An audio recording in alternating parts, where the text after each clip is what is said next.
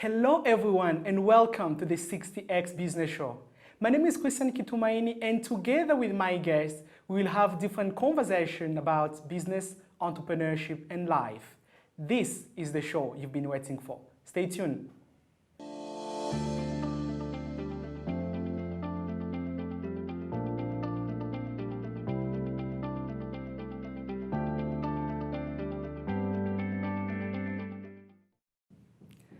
As you know, Rwanda is a growing market, and many people from different backgrounds, culture, and country are moving to Rwanda either for touristic purposes, moving to Rwanda for work, or relocating to live there.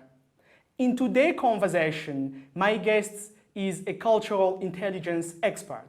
He's an entrepreneur and founder of Impact Roots. He's none than Justin Ngonga. Justin, welcome to the conversation. Thank you so much, Chris. Thank you for having me. Wonderful. How are you today? Doing great. Doing well. Awesome. I'm very, very humbled to have you on the show. And as you know, we have the wheel here, and you will be spinning the wheel. And randomly, we'll select a number, and then I will ask you a question. Great. Are you excited and ready? I'm very excited to be here, of course. Over to you. Let's hold the drums as we wait for the number.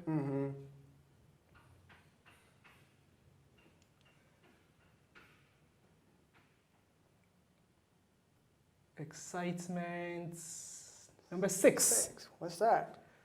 Can you tell us why did you choose to be a cultural intelligence expert? Thank you so much. So I've been working with multicultural teams, organizations, and I spotted something that was missing, you know, which was cultural preparedness or cultural orientation, either for internationals coming to work in Rwanda or Rwandans working in multicultural environments, international organizations.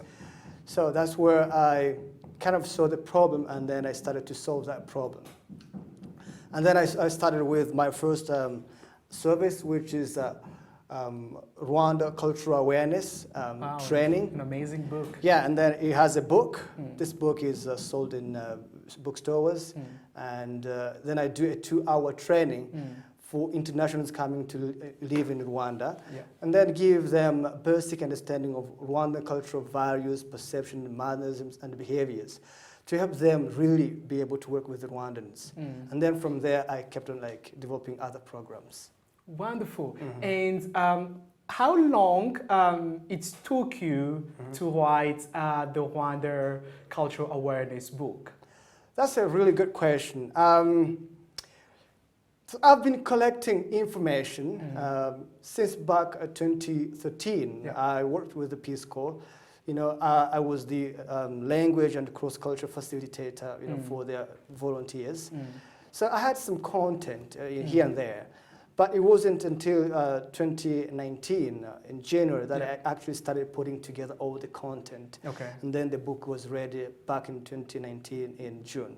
So last year in June, the book was ready, and that's when we released it to the public. Yes. Okay, I'll come back to the book because I still have questions, more questions to about the book. But let's spin the wheel for another round of questions. Great. Let's hold the drums and wait for the next question, what Justin will get us today.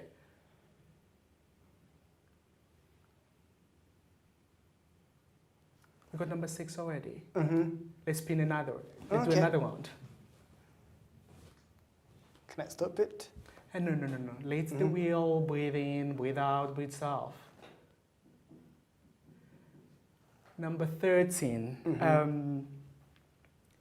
A lot of business are going through a hard time during a pandemic, and including your business. Can you tell us how you're navigating and how you're solving the current challenge your business is facing? As an entrepreneur yourself, you provide different trainings to your respective clients. As an author, your book is out there in the market. How are you navigating to overcome some of those challenges, being an entrepreneur during a pandemic? That's a great question. And I would start by maybe telling you the 3 services that I'm offering and then tell you the challenges, Yeah. you know. As I said earlier, the first service is Rwanda Cultural Awareness Training that I give to internationals relocating or coming to work in Rwanda. I consult with organizations that bring in international staff. And then the second one is cultural intelligence training. Yeah. This is a more like a training for multicultural organizations that have people from different cultural backgrounds. And you know, when people come to work, they come with their cultural values that influence the way they build a relationship, the way they work. And this, with cultural differences, this could, you know, cause problems or conflicts. Then what I do with that one half-day training, I come in and then work with the organization, help them see the cultural gap between them, and then create strategies on how to bridge the cultural gaps and use the cultural differences as assets, you know, Wonderful. not liabilities. Yeah. And then the last but not the least is my new service, Moving to Rwanda Relocation Guidebook. This actually came as a result of the COVID-19. I was at my home, locked in my house. I couldn't do trainings.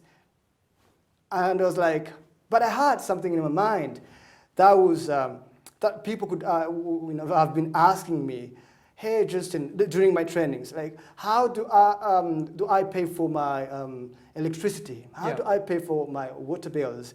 Or somebody showed up at my house and then brought a receipt for security. Did I do something wrong, you know? Then I was like, and I wasn't taking no fees. And I was like, yeah, I need to do something to kind of write a relocation guide to help people who are relocating to Rwanda. And then that's how I wrote this book. Okay. And then around this book, I have a program called Relocation Buddy. And this is a person who kind of work with the person who is just relocated to show them places, help them run errands in their early days in the country. So the challenges, going back to your question, that I'm facing like any other, you know, business, my biggest client is like internationals who are coming to work in Rwanda or live in Rwanda. Now with the coronavirus, global mobility has almost shut down. So the you can understand that the business is not you know, doing well. But as I said, this new program, people are moving to Rwanda. Despite this, you know, coronavirus, I've been seeing people moving to Rwanda, just come and live in this beautiful country, or just for work purposes. So I'm working with that segment of the market to help them relocate and integrate in Rwandan, you know, life. Wonderful. That is really amazing. And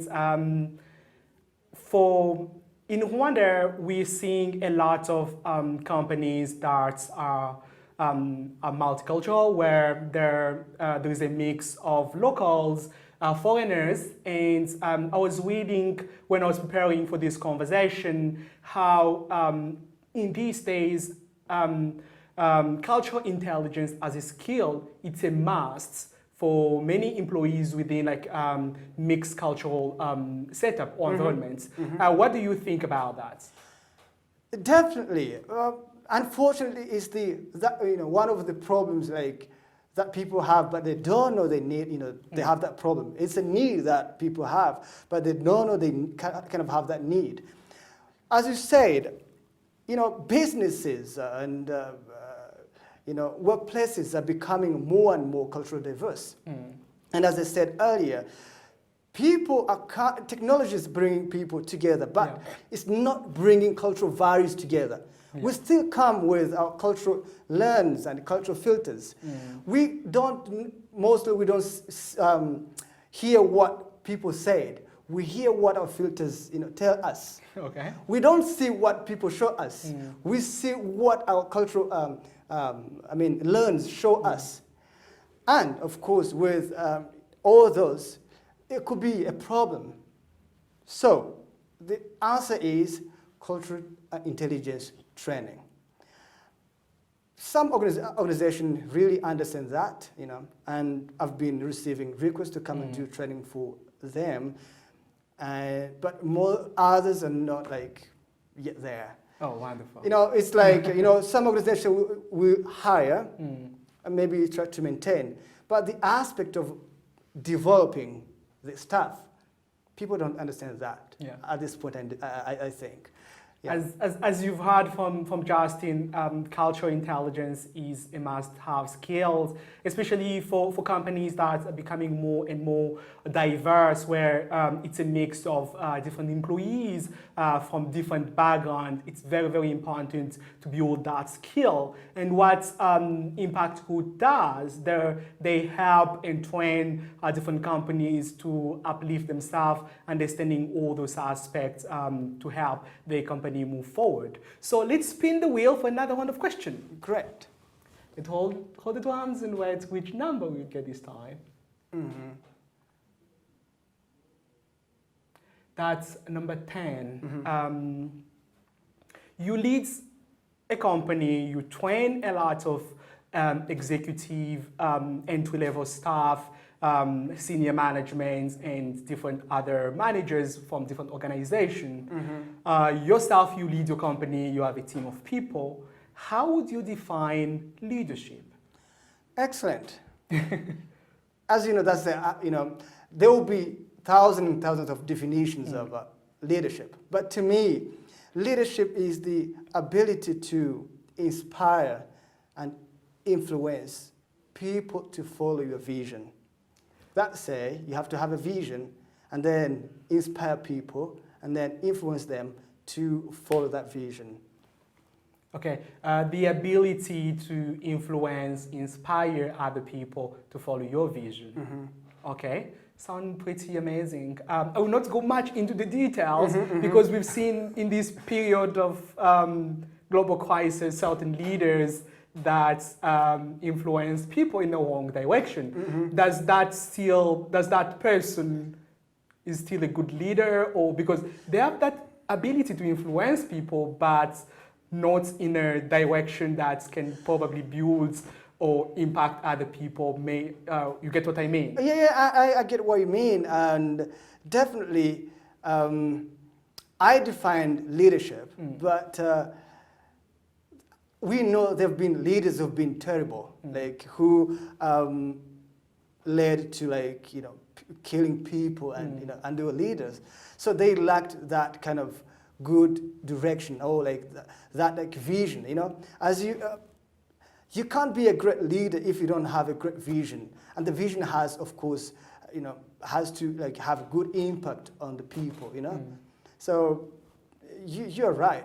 The vision has to be good for someone to be a good leader, and then inspire people and influence people to follow that good vision. You know.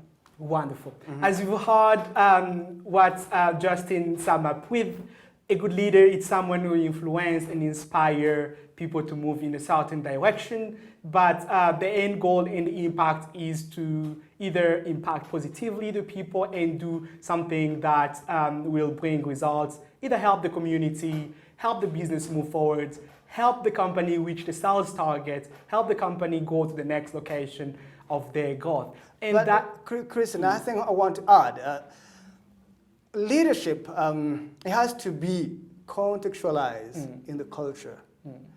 You can't, like you can be a great leader in one culture, but if you bring like all the practices, you know, leadership practices in one culture, and then come and copy paste, there's no guarantee that you're going to succeed. So a culture, leader to be successful, they have to kind of understand the culture they're operating in. And I talk that, you know, I always talk to, you know, say this when I'm working with organizational leadership. wonderful. So like, you have your culture, but you have to understand the culture of the people you're leading. Don't force people to, you know, adapt to your culture, you know. And talking about leadership, this is really an exciting one. How can a leader like adapt in a multicultural environment to ensure that everyone coming on board can adapt, can grow their career, can hit their goals. How can a leader like behave or lead a multicultural team? That's a great, that's a great, question. A leader has to be the example, and actually, like, maybe let's talk a little bit about the organization culture. The organization, like, you have to be very intentional in developing or creating an organization culture. And that happens with the leader. So the leader is the one who actually sets values and then live the values, and everyone follows, those values. But again, we have to be very careful. With this, in these days, people have been talking about culture fit. Yeah. Like, we hire for culture fit. But with cultural intelligence, you have to be very careful, because what happens that you are forgetting that people are different, and then diversity, kind of contributes to the innovations. So you have to, add on diversity. You have to add inclusion, kind of accept everyone and value everyone, regardless of where they're coming from. That will enable people to come or bring their whole self to work. Yeah. But most of the organization, what they do, they will hire people and try to have them kind of adapt to the main culture. Yeah. That, we call it cultural integration. But it doesn't help, because you're inhibiting some of the potentials that other culture could bring. So what we encourage is cultural inclusion. Are you trying to say that different corporate company culture should also be more open and exclusive, not only flexible, I would say, not only like limiting themselves to when new person comes in and then the person need to adapt to the new culture? Should they have room for improvement, be more flexible, also to include and be ready to embrace other new ways or new culture that probably new employees can bring in and probably improve on what is already in place? Exactly. Like, if you think culture as a lens, and you think about diversity, cultural diversity, when you allow cultural diversity, you are allowing your organization to have multiple eyes. Okay. But if you are trying to integrate people and have them wear your glasses and they see the things what you want them to see. Yeah. So you just have one eye.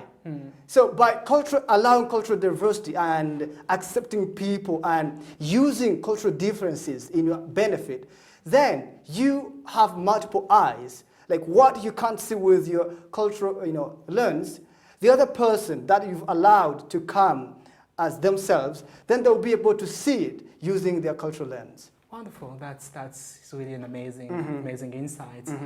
Let's go back to, I would like to understand a little bit about entrepreneurship. You being an entrepreneur, how does it feel being an entrepreneur? Did you envision this some years back, or it happened one day? Was it a moment in time when you feel like, actually, I want to embark into the business world? And how does it feel being an entrepreneur? First, I want to say we are already in a country that encourages entrepreneurship. Yeah. Our president always, tell young people to, like, hey, don't wait for the government to give you jobs.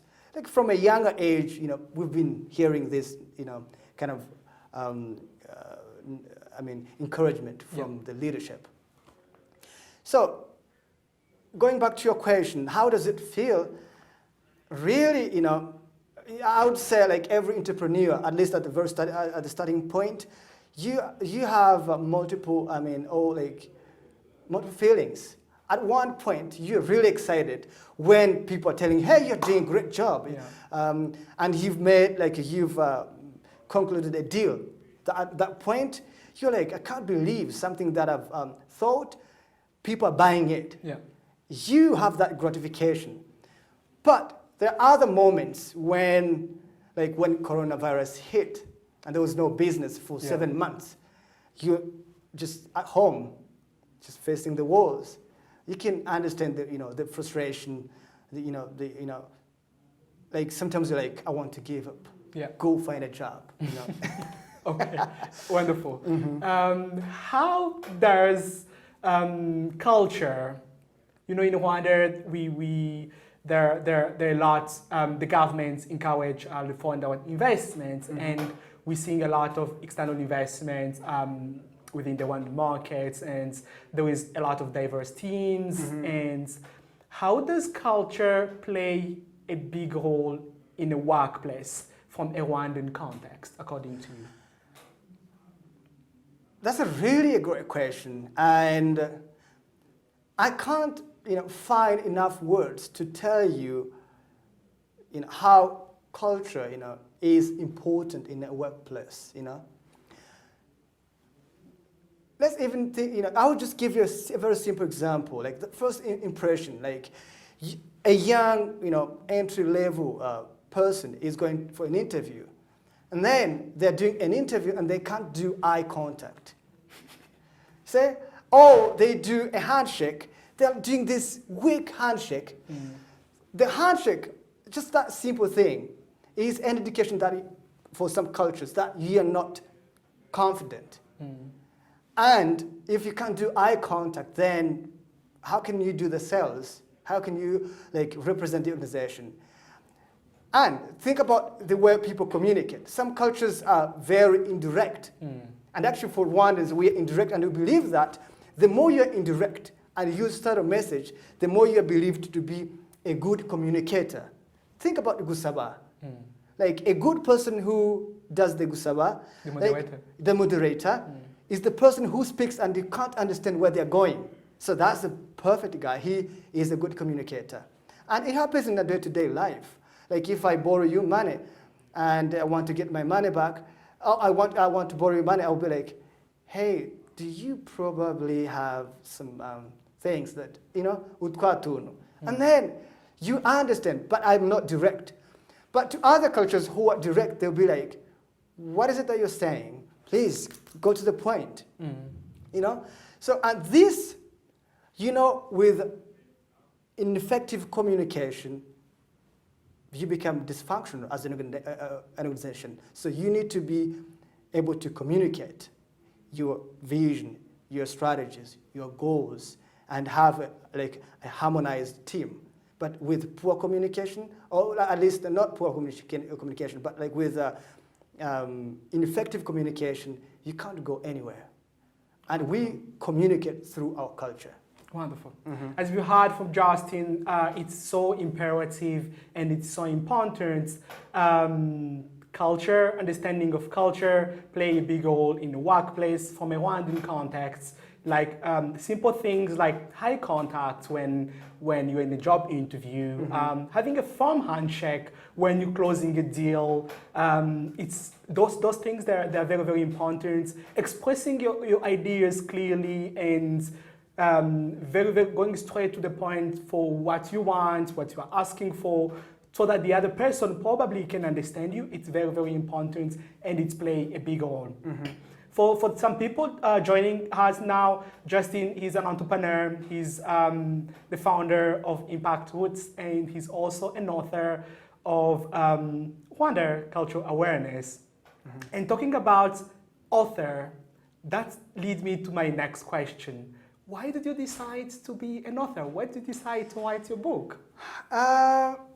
Honestly, I've always wanted to be an author, to write, because I remember a saying, I can't remember who said it. He was like, if you want to be remembered, write a book. And if you can't write a book, then do something that in a way that people will write about you. That's the only way you can be remembered, So I've always had that, passion of writing. And then I was lucky that I was able to kind of marry, my passion and my writing. Wow, that's so amazing. Every time I have an idea, I write. For me, it's more of like guidebooks. I write a guidebook and then create a program around that book. So with Rwanda Cultural Awareness, I have a 2-hour training around that book. And then with the Moving to Rwanda guidebook, I have the buddy program around that book. Wonderful, wonderful. That is really amazing. Moving to a new location, it's very, very hectic, right? I moved to different location during the course of my life, and adapting to different culture, adapting to the new location, it's so challenging. What should someone relocating to Rwanda, either for work or business, or just relocating here to live, what are the things that someone relocating to Rwanda should know about before moving in terms of culture? Yeah, in terms of culture, I think, and day-to-day life, I would say, of course, we're known for like a country's like ease of doing business. We're known for good leadership, safety, and security. You can like move around in the night and you'll be safe. But other things that you have to know is like, it's very easy to get visa, and sometimes, visa on arrival in Rwanda. And of course, some of the questions that people ask me will be like, how do I, if I'm moving to Rwanda, how do I find a house? I want to buy a land. How do I go about buying a land? How do you move around, in Rwanda? What is the like medical like facilities, look like here? And business or investment opportunities, So there's a lot of things that you have to know. But this book will give you a lot of information about moving to Rwanda. So you mean that book has a lot of information and guide and some important guidance for anyone moving to Rwanda? Exactly. And something that I need to say about this book, it is edited every 6 months to add new information. So with the book, you can have all information in one place and up to date. Because some of this information, you can find them on the internet. But the problem is that they are very scattered and sometimes outdated, 5 years old. It's not up to date. So the book comes to solve that problem, give you updated information in one place. Wonderful. That's amazing. Let me wrap up this conversation with my last question. Do you have a moment in time where your life completely changed and you took a new direction to reach where you are now? Can you tell us about that turning moment? That's a great question. I think the turning moment was the day I decided to start my own business. Wow.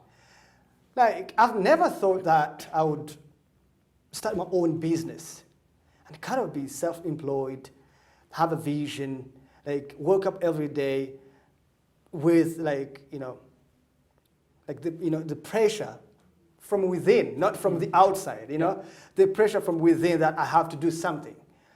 And the good thing is that like, that you have to keep going. If you don't, then there's no survival, like as an entrepreneur. So that has been like a turning moment from being employed and knowing that, at the end of the month, I'll get my salary and someone is kind of taking care of me and then I have to do the work.